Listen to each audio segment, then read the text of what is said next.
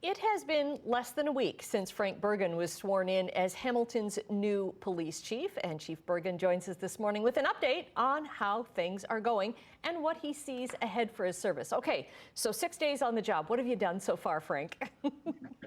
Good morning, Annette. Actually, yesterday couldn't have been more exciting. Both Deputy Diodati and I were able to go out and speak to Alexander and Tristan Alexander and Audrey. They were both named the chief for the day and deputy chief for the day. So that was a great opportunity for us. And then I spent part of the day actually just calling people to thank them for the amazing community work they did. And we identified during Police Week members of the month. We've identified Victim Services Branch Award winners, Courage Award winners, and people doing partnership awards winners within Gage Park and throughout our community. So it's been a good day to and a good week to be able to celebrate all the amazing stuff happening in our community. Right. You have lived in Hamilton your whole life, although you worked for most of your career in Toronto Police, where you made some sweeping changes. You've got changes that you want to make to the Hamilton Police Force. Yeah, sweeping is a big word, Annette. There's a lot of things going on in this service that are just outstanding. One of them being our commitment to mental health and homelessness. So there are some changes and a little bit of shifting towards realizing community safety and well-being plan, which the council will be, dealing with in June and July of this year. But it's that partnership that's going to be realizing where we can shift some of the responsibility to our amazing service providers throughout the community.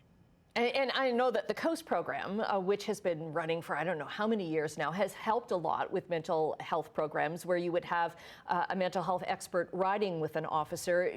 So is that part of the expansion then? Yes, it is, Annette, and the COAST program is just a little over 30 years now. But what we are seeing is that our partners within Mission Services, Good Shepherd, Wesley Center, and so on, offers so much good support to our clients.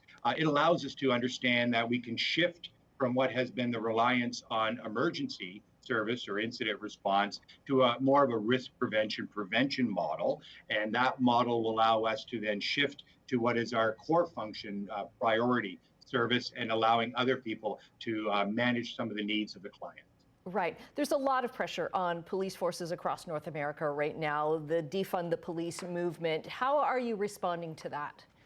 The Defund Police movement is something that we must listen to. We must continue to strive to be affordable and sustainable. So what that means is we have to look at technology, being able to offer more services for our community to report crimes online, and we've been expanding that profile for quite some time now. But it also is allowing us to be able to show the community that we can regain trust by making sure that we adhere to our core function of service delivery, allowing that partnership, that collaboration to expand so that we have alternative service delivery models, but still being there for the priority calls. Mm-hmm. Any first steps for collaboration?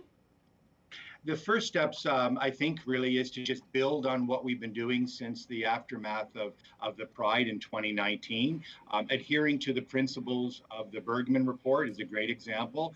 I can tell you that I am committed to the liaison part of that relationship and expanding the advisory tables, the Chief's consultative tables.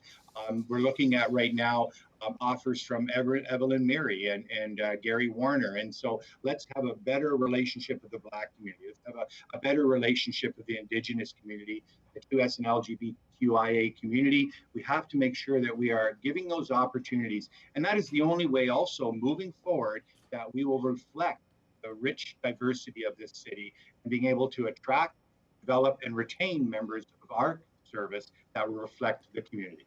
Okay, Police Chief Frank Bergen, so nice to meet you virtually. I look forward to meeting you in person. Thank you, Annette, and I do as well. Thank you. Thank you.